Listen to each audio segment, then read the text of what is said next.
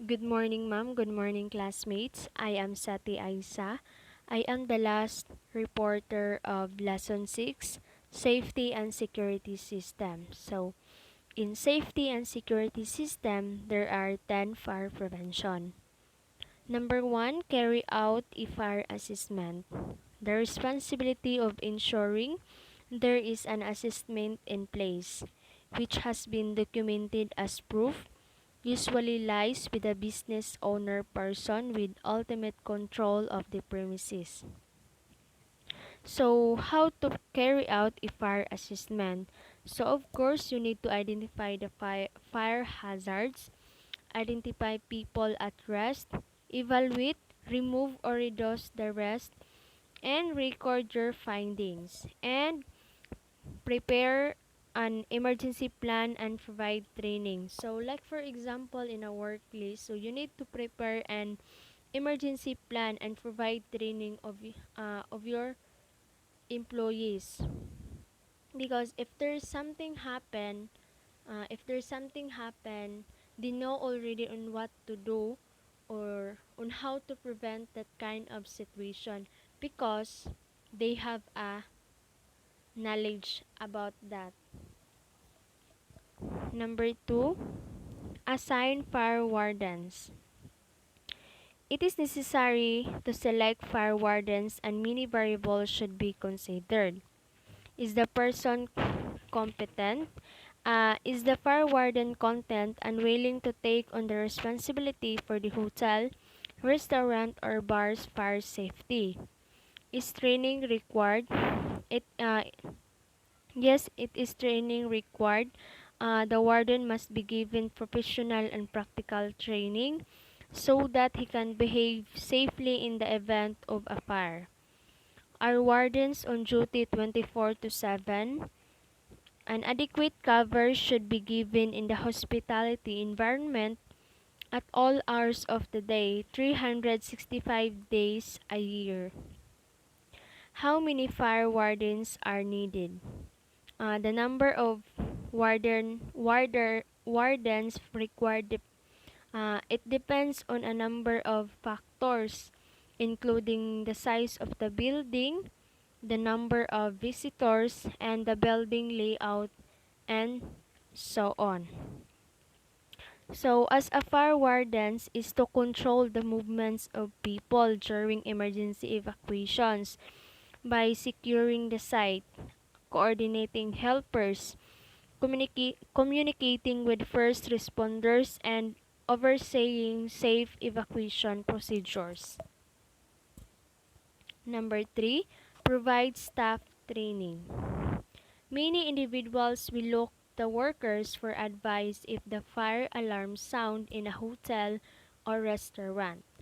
The effects may be catastrophic if your workers aren't prepared to respond in an emergency. So, do employees know how to sound an alarm, and it must be everyone aware of the evacuation process, and is it clear what to do if a fire occurs? So, it provides staff training, allows employers to pinpoint the knowledge and skills they want their employees to have. The training and development programs can educate employees about new skills or provide updates on existing skills to enhance productivity. Number 4, map fire escape routes. In the event of an emergency, escape routes should allow everyone on the premises to flee to a place of safety. It could be that a fire happens along an escape path, so more than one route should always be in operation.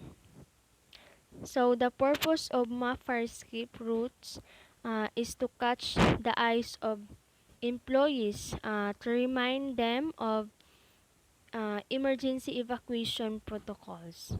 Later, so nako ipakita nga fire escape plan. Number 5, practice evaluation drills. It's good practice to familiarize staff with the emergency evacuation plan after a fire risk assessment, while fire wardens are fully qualified. So, understand sabotable naman jud pud kanato no ang number 5. Next is number 6, appoint a trust fire safety services provider. It is advisable to form a working partnership with reputable supplier of fire protection services to ensure that company stays compliant and meets expectation. Install reliable fire safety system. Legal specifications in many hospitality sectors are fire prevention and alarm systems.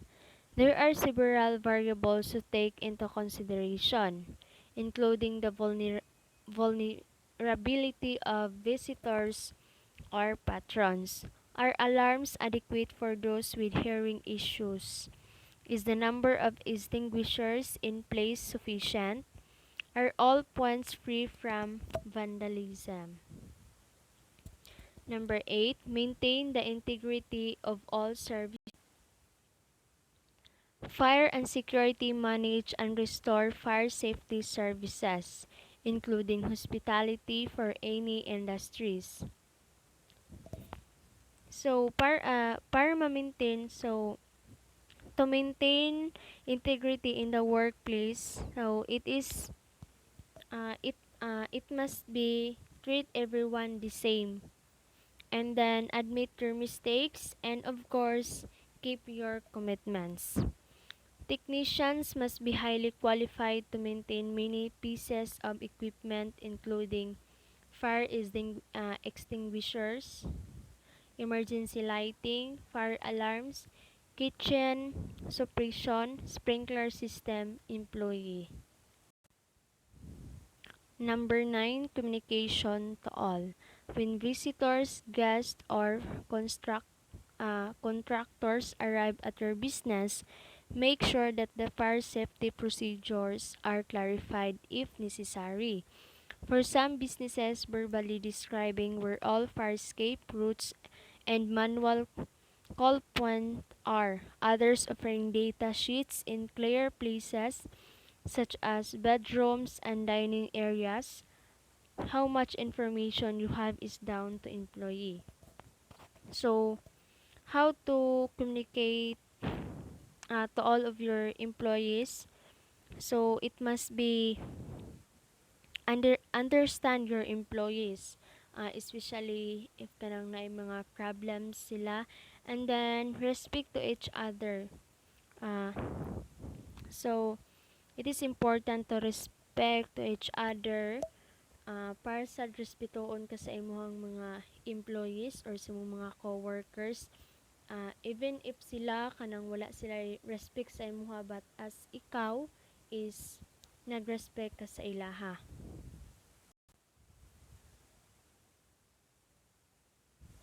Number 10, review your processes. At regular intervals, all of the fire safety procedures should be checked. This may be after a building renovation where the integrity of objects such as fire doors and compartmentation has been modified. If the purpose of a bedroom has changed. So, for example, if a bedroom is turned into a storage room, so, of course, imo gyud na siyang gina-check, if if they have an fire extinguisher, because na-turn naman gud siya into another na pod. Bedroom is nahimo siyang storage room. So this picture is this is the example of fire escape plan. So makita ninyo sa kilid is naa diri ang um, exit route, fire exit, and fire extinguisher. So that's all for my report. Thank you for listening. Have a nice day.